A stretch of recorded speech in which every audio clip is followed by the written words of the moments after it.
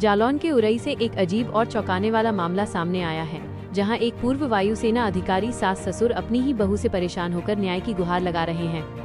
बताया जा रहा है कि ये मामला राधेश्याम तिवारी का है, जो फिलहाल औरैया जिले के विधूना में शिक्षक हैं। उनका आरोप है कि उनकी बहू राधा ने शादी के कुछ महीनों बाद से घर में लगातार कलह, मारपीट और मानसिक उत्पीड़न शुरू कर दिया। परिवार ने सीसीटीवी फुटेज भी जारी किए हैं, जिनमें बहू को ससुर और पति के साथ हाथापाई करते हुए बताया गया है। परिजन कहते हैं, हमने पुलिस से लेकर अधिकारियों तक गुहार लगाई, लेकिन किसी ने हमारी बात नहीं सुनी।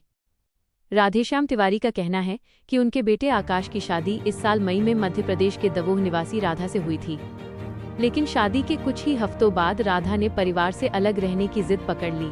पति के साथ झगड़े, ससुराल वालों से विवाद और फिर एक दिन अचानक घर से नकदी और गहनों के साथ चली गई। तिवारी परिवार का आरोप है कि जब उन्होंने पुलिस में शिकायत दी तो कोई कार्रवाई नहीं हुई। उल्टा जब बहू घर लौटी तो उसने अपने पिता और मामा के साथ घर के ताले तक कटवाकर जबरन कब्जा कर लिया। परिवार ने बताया कि पुलिस को बार बार फोन करने के बावजूद किसी ने उनकी नहीं सुनी। इतना ही नहीं, परिवार ने कहा कि बहू द्वारा 25 लाख रुपए और अलग घर की मांग की जा रही है और धमकी दी गई है कि अगर ऐसा नहीं हुआ तो उन्हें झूठे मामलों में फंसा दिया जाएगा। पूर्व वायुसेना अधिकारी ने कहा, हम न्याय चाहते हैं, बस इंसाफ चाहिए। क्या पुरुष होना अब अपराध हो गया है? उन्होंने राष्ट्रपति से इच्छा मृत्यु की मांग तक कर डाली। फिलहाल ये मामला पूरा सोशल मीडिया पर वायरल हो चुका है। लोग इसे कलयुग की कहानी बता रहे हैं, जहां सास ससुर अपने ही घर में सुरक्षा और सम्मान की लड़ाई लड़ रहे हैं। पुलिस प्रशासन की भूमिका पर भी अब सवाल उठ रहे हैं, क्योंकि इतने गंभीर आरोपों के बाद भी अभी तक कोई ठोस कार्रवाई सामने नहीं आई है। राधेश्याम तिवारी है और मैं 20 साल एयरफोर्स में था। अभी मैं औरैया में विधूना ब्लॉक में शिक्षक हूँ। ये मेरी पत्नी है अर्चना तिवारी। मेरे बच्चे की शादी 8 मई 25 को हिंदू रीति रिवाज के साथ हुई थी। बगैर दान दहेज की हुई थी।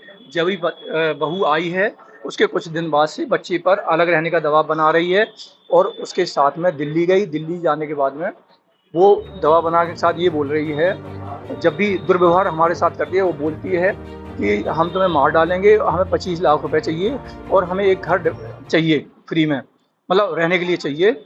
और 2 मंजिल का मकान है हमारा और नीचे रह रही है। तो वो हमेशा हम लोग को त्रस्त करती है, हमारी लाइट काट देती है, पानी काट देती है। और मेरी पत्नी शुगर की पेशेंट है, मैं हार्ट का पेशेंट हूँ, 3 स्टंट पड़े हुए हैं। तो अगर सब्जी वाला आता तो मना कर देती कि सब्जी इनको नहीं देना है। दूध वाला आता तो बोलती है दूध नहीं देना है। मैं 2 महीने से अपने ही घर में नहीं जा पा रहा हूँ। वो धमकी देती है कि मैं आपके और आपके बच्चों को किसी भी केस में फंसा सकती हूँ, रेप और छेड़खानी जैसे केस में फंसा सकती हूँ। कल की घटना है, कल मैं अपने ग्रिल का काम करा रहा था, चुंगी पे बैठा था, जालौन चुंगी पे। वो आके हमारे बगल में बैठ गई तो मैं उठ के वहाँ से रोड पे चला गया। रोड पे जब गया तो वो पीछे से उठी और हम अपने घर को चले गए और वो एसपी ऑफिस गई, एसपी रेजिडेंस में गई। उसने वहाँ बताया कि ससुर ने, सास ने मुझे मारा है और निर्वस्त्र करने की कोशिश की, जबकि मेरी पत्नी सीसीटीवी में जो उपलब्धता है उसमें सुबह से आज तक नहीं निकली, आज ही आई है कल से। तो उसका जो भी बोलती है फंसाने के लिए बोल रही है, झूठ बोल रही है। और मैं अगर पुलिस प्रशासन के पास जाता हूं तो मेरी कोई सुनता नहीं है। जब भी मैं कॉल करता हूं आके इनके साथ अभद्रता से, मेरी पत्नी के साथ अभद्रता से बात करते हैं और डांटते हैं, कहते हैं हम तुम्हें जेल भिजवा देंगे। और उसने इनको 1 हफ्ते अंदर कमरे में बंद करके रखा। मेन गेट में ताला बंद। मेरा लड़का दिल्ली में काम करता है, साथ में ले गया था, वो पत्नी को ले गया था अपनी साथ में। उसके बाद से उसके कई लड़कों से अवैध संबंध है, आचरण उसके सही नहीं है। जब उसने सेट को पकड़ा, कई बार उसको समझाया, 2-3 बार समझाया, तो मानी नहीं, वो कंटिन्यूटी करती है और कई लड़कों से लाखों रुपए ऐंठ लिए हैं उसने।